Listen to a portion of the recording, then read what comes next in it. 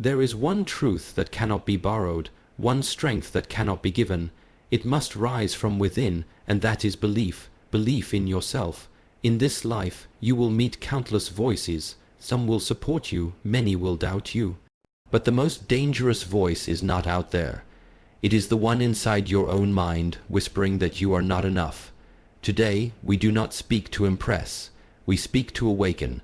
Because if you do not believe in yourself, no discipline, no opportunity, no path will carry you far.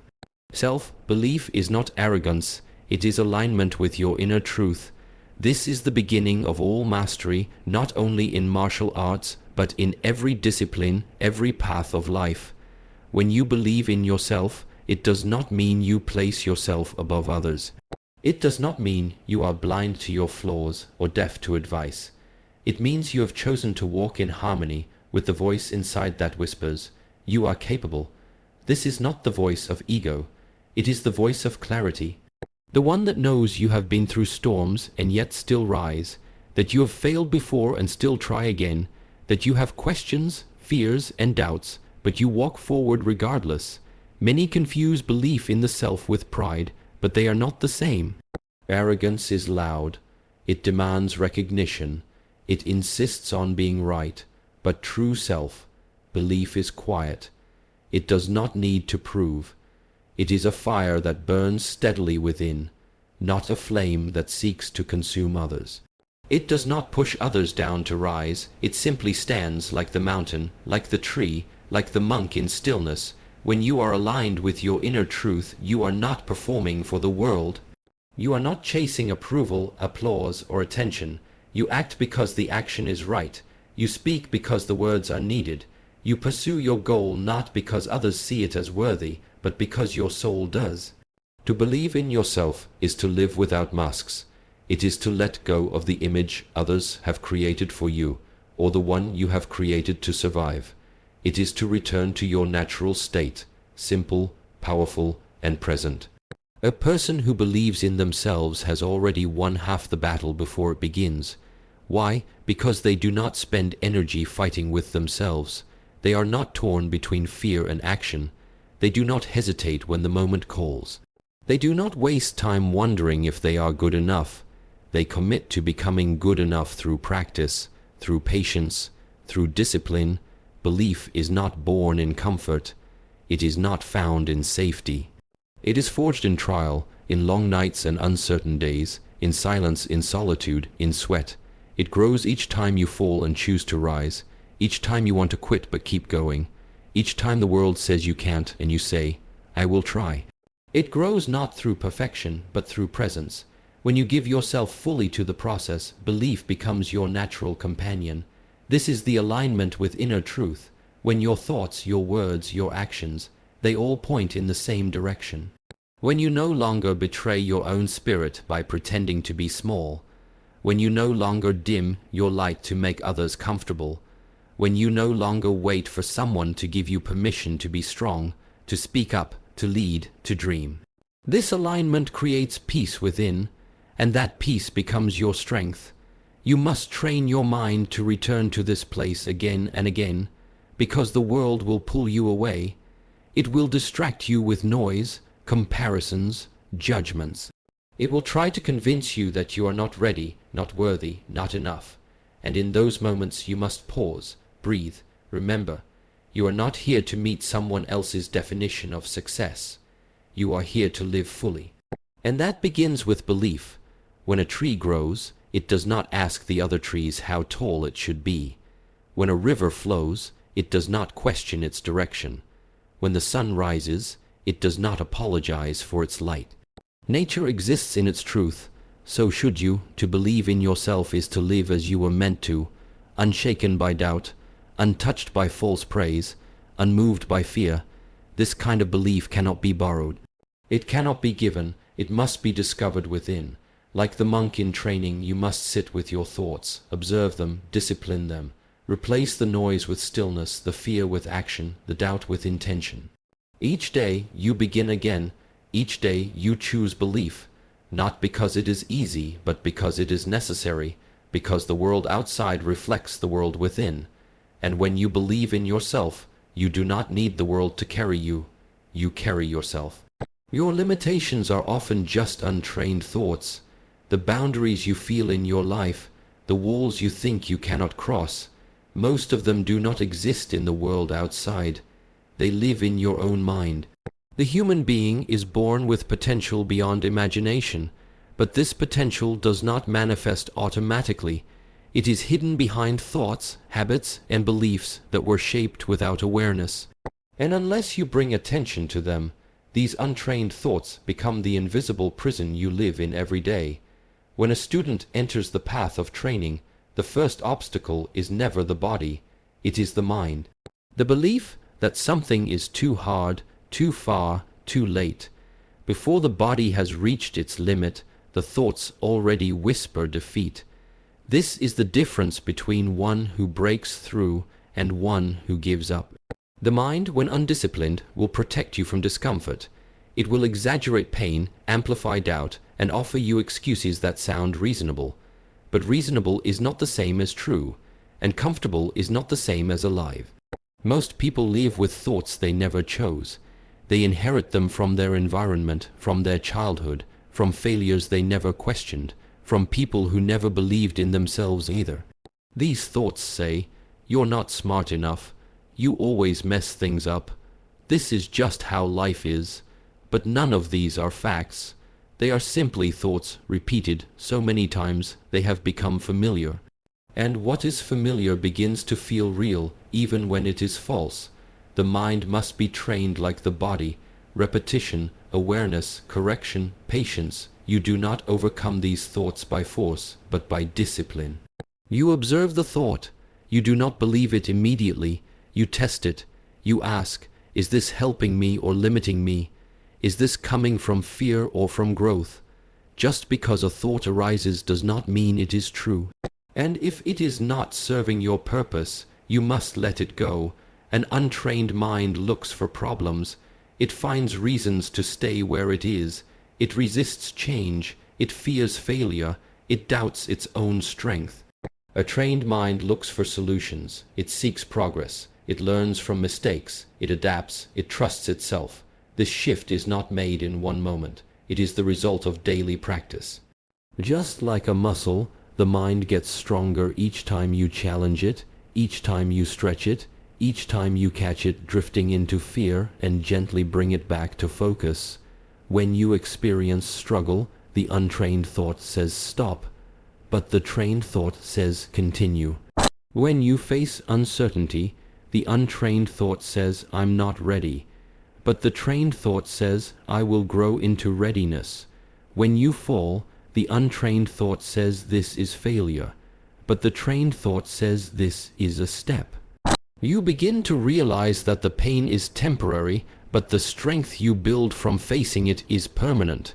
No one becomes strong by avoiding effort. No one becomes wise by avoiding discomfort. Every time you act against the voice of limitation, you prove to yourself that it has no power. This is how you break the illusion. This is how you begin to live without fear. By taking action even when the thought says you can't. By showing up even when your mind is full of resistance. By replacing hesitation with movement, overthinking with breath, fear with presence. If you are trapped, it is not because of your potential. It is because of your patterns. But patterns can be broken, and thoughts can be retrained. You are not too late. You are not too weak. You are simply unpracticed. And this is something that can change. The moment you stop believing everything your mind tells you, you begin to take back your power. The moment you start creating new thoughts with purpose, the walls begin to fall. Every great transformation begins with one decision: to stop being loyal to your limitations, to stop letting your past define your future, to stop shrinking yourself to fit the stories in your mind. You are not your thoughts. You are the one who can observe them, challenge them, change them, and this awareness is where freedom begins. It is not about becoming someone else. It is about returning to the part of you that was never afraid, never broken, never small. It was just buried under layers of noise that were never yours to begin with. training the mind is the most important journey you will ever take, because the mind is where your entire life is filtered, interpreted, and experienced. And if you want to change your life, you must begin by changing the way you think, not by force, not by denial, but by presence, by practice, by repetition, by choosing thoughts that build you, challenge you, stretch you, thoughts that align with your higher self, not your wounded self, thoughts that remind you, again and again, that what you truly are has no limits, only untrained beliefs. Consistency in effort builds confidence in silence. It is not the loud declarations or the public victories that shape your self-belief, but the quiet, unseen repetitions of discipline when no one is watching.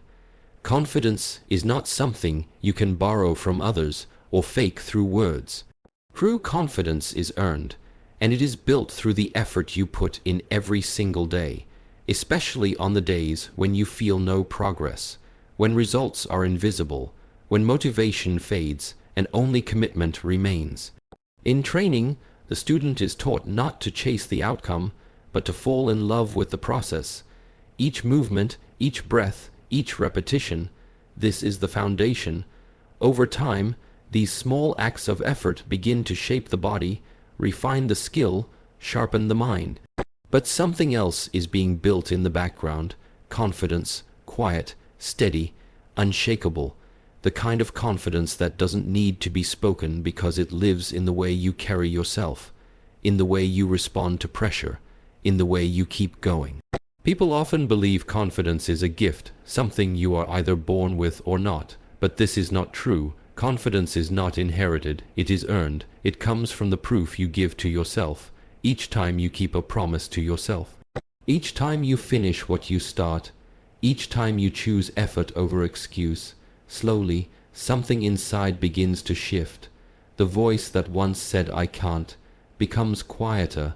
The doubt that once dominated your thoughts starts to lose its grip. Because now you have evidence, you have consistency. This is why rituals matter.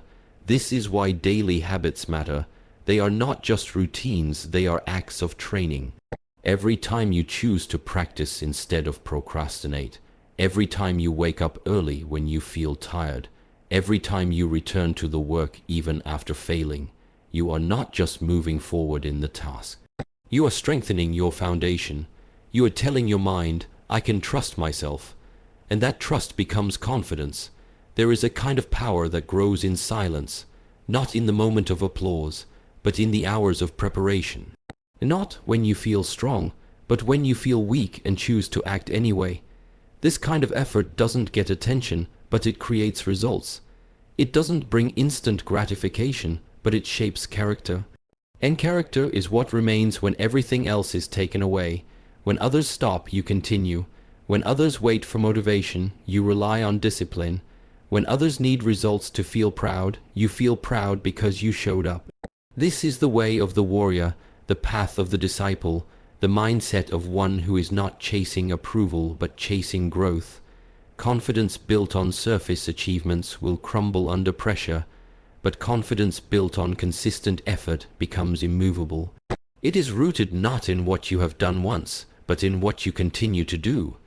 It is easy to believe in yourself when everything is going well, but real confidence is revealed when nothing is certain, when you are not sure, but you begin, when you feel fear, but you act, when the outcome is unknown, but your effort remains. This is what makes you resilient. This is what makes you trustworthy to yourself. If you want to feel confident, begin by doing the things that build it. Set a schedule and keep it. Choose one habit and repeat it until it becomes part of you. Do the work even when the results are not immediate, especially then, because that is when most people quit. That is when doubt wins. But if you persist, your consistency will become your quiet teacher. It will teach you that effort matters more than outcome, that showing up is stronger than perfection, that progress lives in the process. Even on days of failure, your effort counts. Even on days of frustration, your consistency builds. Even when no one sees your struggle, your spirit grows stronger. and slowly, over time, the same actions that once felt difficult become effortless. The same discipline that once required force becomes natural, and the confidence that once felt out of reach becomes a steady flame inside you. This kind of confidence is not shaken by rejection. It is not destroyed by failure.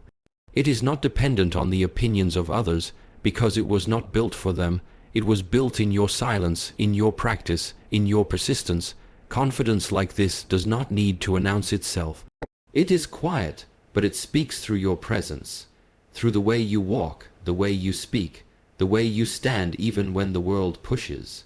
You earn this by doing what others avoid, by choosing repetition over distraction, by being consistent in the small things. This is where greatness begins, not in one massive action, but in the invisible acts of discipline repeated daily. The outside world may not see it, may not understand it, may not reward it immediately, but you will feel it, and that feeling is the beginning of unshakable self-belief. Belief must be tested to be transformed into inner strength. It is easy to say, "I believe in myself," when life flows smoothly, when there are no obstacles, when everything aligns with your expectations. But belief that has never faced pressure is like a blade that has never touched the fire, untested, unproven, fragile.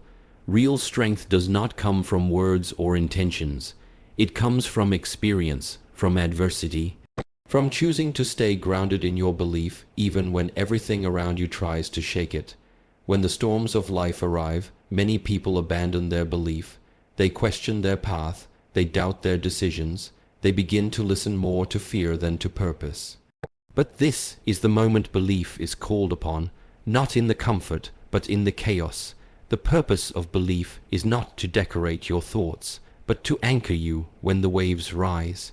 Just like a warrior trains not for the peaceful days, but for the battle, your belief is built to carry you through resistance, not around it.